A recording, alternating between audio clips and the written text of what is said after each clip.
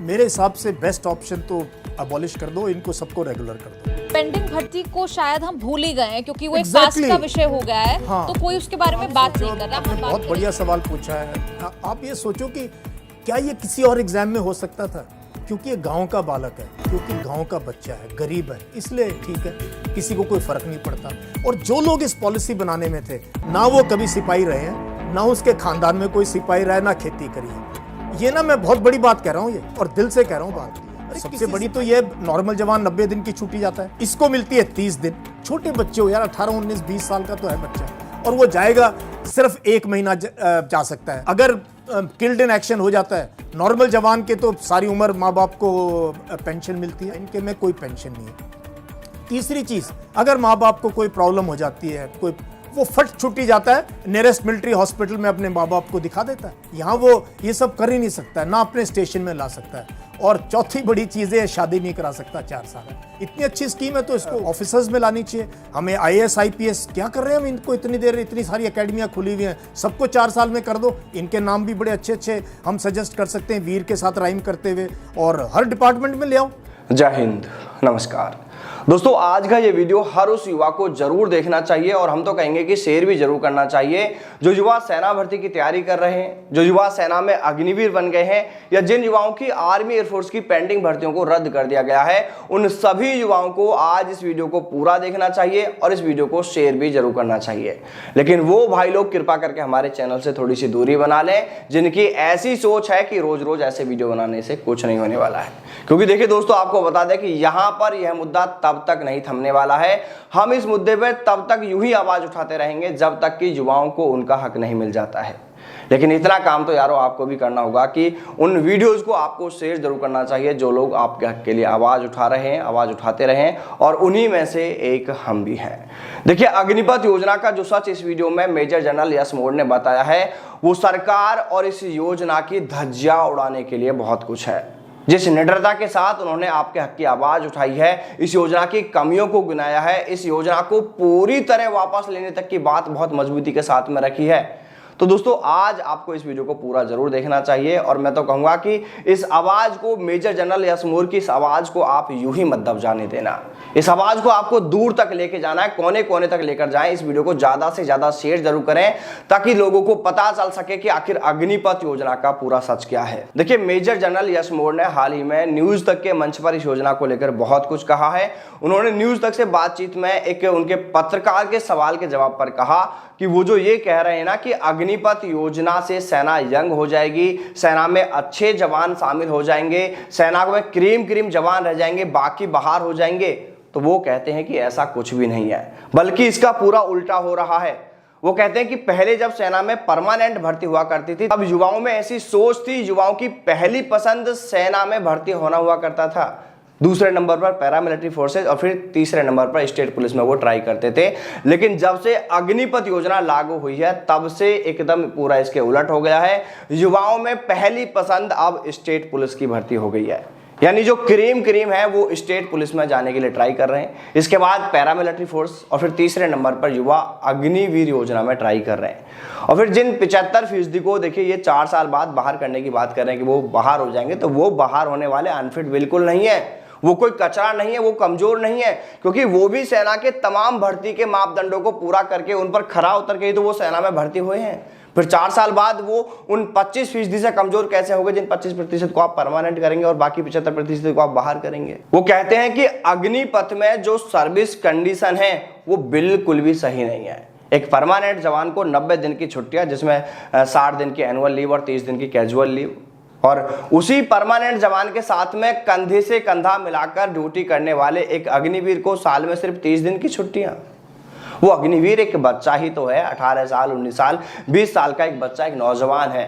वो high altitude में तैनात है, वहां पे ड्यूटी कर रहा है, उसे सिर्फ 30 दिन की छुट्टियां। इतना बड़ा भेदभाव। एक परमानेंट सैनिक अगर शहीद हुआ तो उसके परिवार को पूरा जीवन पेंशन व कई और लाभ मिलेंगे, लेकिन अगर उसी के साथ ड्यूटी करता हुआ एक अग्निवीर शहीद हो जाए तो उसके परिवार को ना तो कोई पेंशन मिलेगी और ना ही कई और ऐसे लाभ मिलेंगे जो एक परमानेंट जवान की शहादत पर उनके परिवार को दिए जाते हैं। परमानेंट जवान के अगर माता पिता को कुछ दिक्कत हो जाती है, कोई बीमारी हो जाती है, तो वो जवान छुट्टी लेकर घर जाएगा और अपने नज़दीकी मिलिट्री हॉस्पिटल में जाकर अपने माता पिता का बहुत अच्छे से इलाज करा सकता है। बड़ी इज्जत के साथ उनके माता पिता का वहाँ पर उपचार और उनकी देखभाल होती है।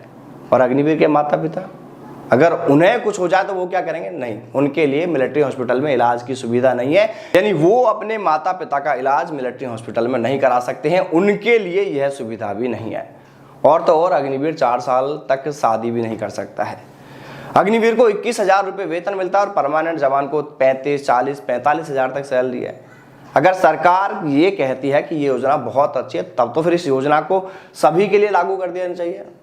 या तो सरकार इस गैप को खत्म कर दे जो ये अग्निवीरों के बीच में वेतन को लेकर है, छुट्टियों को लेकर, शहादत पेंशन को लेकर है, या तो ये सभी जवानों और अग्निवीरों के लिए इन चीजों को बराबर कर दिया जाए, या तो फिर इस योजना को सभी के लिए लागू कर दिया जाए। जिस पर एक पत्रकार फिर से एक सवाल करता है और कहता है कि जनरल रावत साहब भी तो ये कहते आए थे कि सेना कोई रोजगार का साधन नहीं है, यहाँ सिर्फ देश सेवा के लिए आए, नौकरी की भावना से बिल्कुल ना आए, नौकरी अगर आपको करनी है तो किसी दूसरे फील्ड में जाए।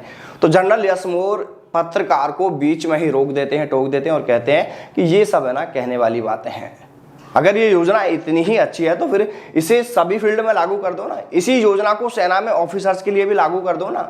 सिर्फ सेना में ही क्यों, सिविलियन जॉब में भी इसी स्कीम को लागू कर दो ना। IAS, IPS इन सभी के लिए भी ऐसी योजना बना दो ना। योजना का नाम अगर आपको चाहिए तो वो हम बता देंगे। इतना ही नहीं, इस स्कीम को तो फिर पैरामिलिट्री फोर्सेज में भी लागू करना चाहिए।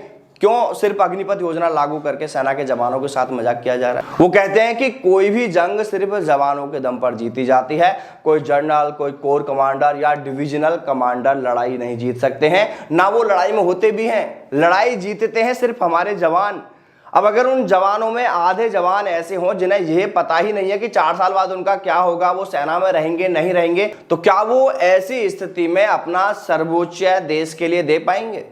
वो कहते हैं कि जो युवा अग्निवीर बन गए हैं वो सेना में बहुत दुखी हैं, बहुत अफसोस करते हैं। वो सेना में जवान नहीं है, वो एक अग्निवीर हैं। एक जवान अलग है, एक अग्निवीर अलग है। यहाँ पर सेना के जवानों के बीच में ही कैटेगरी बनाकर रख दी है, 2 कैटेगरी कर दी हैं।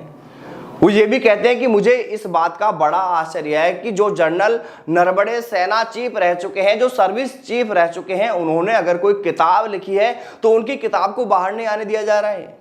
लेकिन उस किताब के जो अंश बाहर आए हैं उससे तो यही पता चलता है ना कि अग्निपथ स्कीम के बारे में सेना को ही नहीं पता था, उनसे कोई डिस्कस ही नहीं हुआ था।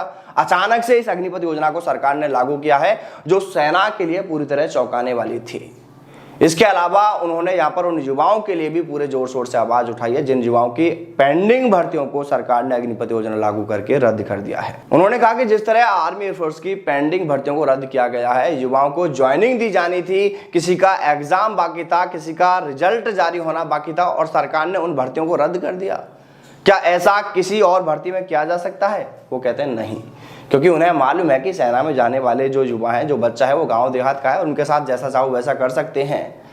जनरल यशमोर ये भी कहते हैं कि जिन लोगों ने इस स्कीम को बनाया है, ना तो वो खुद सेना में सिपाही रहे हैं, ना तो उनके खानदान से कोई सेना में सिपाही रहा है, ना तो उन्होंने कभी खेती करी है, ना किसानी करी है, ना ही वो किसान हैं।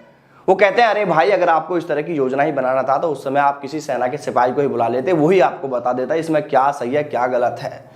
वो कहते हैं कि जिन 1-2 लाख युवाओं की भर्तियों को रद्द किया गया है, उनकी भर्तियों को पूरा किया जाना चाहिए था, उन्हें उनका हक मिलना चाहिए था। उनके साथ बहुत बुरा किया गया है उनकी भर्तियों को रद्द करके। देखिए, जो लोग इस योजना का गुणगान करते हैं उन्हें मेजर जनरल यशमोर का यह इंटरव्यू एक बार पूरा जरूर देखना चाहिए ताकि उनकी आंखें खुल सकें। इस योजना में कितनी कमियां कितनी खामियां हैं यह उन सबको पता चल सके। इसलिए आप सभी न्यूज तक के यहाँ इस यूट्यूब चैनल पर, इस प्लेटफॉर्म पर जाकर इस इंटरव्यू को आप सभी पूरा जरूर देखें ताकि आपको और भी बहुत कुछ पता चल सके। बाकी दोस्तों, आप सभी से बस आज इतना कहना कि आज इस वीडियो को आप ज्यादा से ज्यादा शेयर जरूर कीजिएगा ताकि ये बातें सभी को पता चल सके और युवाओं को उनका हक मिल सके। जय हिंद, जय भारत, वंदे मातरम।